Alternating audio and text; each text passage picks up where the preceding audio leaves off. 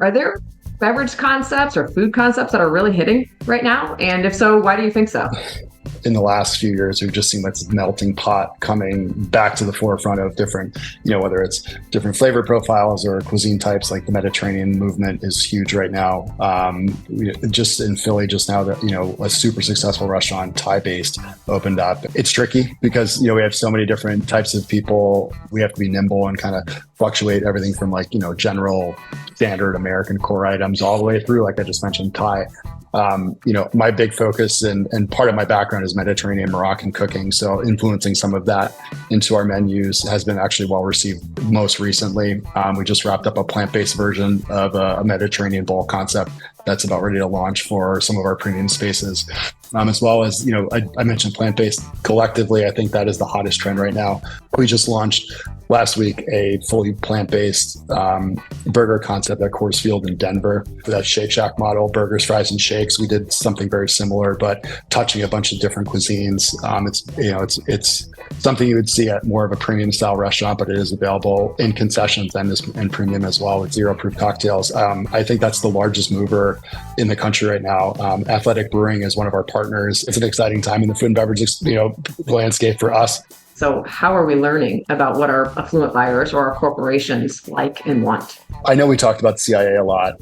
CIA offers a bunch of programs and seminars across both in their Napa and their Hyde Park campuses that cover everything from front of the house, any part of the guest experience from front to specific cuisine types and, future trends, down to like healthy and nutrition based programs. They've been super informative. And the nice thing about going to these, you have a variety of guest speakers. It's not just the instructors. You have Spike Mendelsohn. He's one of the guys from Top Chef. He was there talking about mushrooms, the one session I was at, on how they've evolved from everything from coffee to burgers, to supplements, and how it's like changing how people are feeling their approach to a holistic lifestyle. David Burke, a restaurant pioneer in the New York scene, spoke, and just like listening to these folks, like how their restaurants are evolving, and being in a space where you're like with industry professionals has been very, very beneficial for us.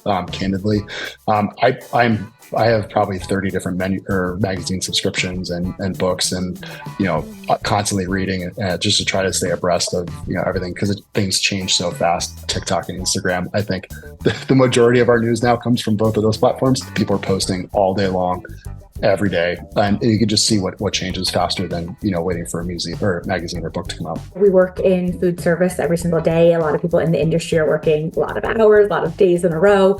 So when you do have a breather or moment, you may not want to listen or learn more about food or beverage, but the one thing that I try to spend a lot of time is just learning about people, right? So I think you can learn about people's behavior, whether that's how to communicate better or what makes people feel comfortable. I'm a fan of just like anything like Charles Duhigg, right? I feel like the power of habit, super communicators, stronger, faster.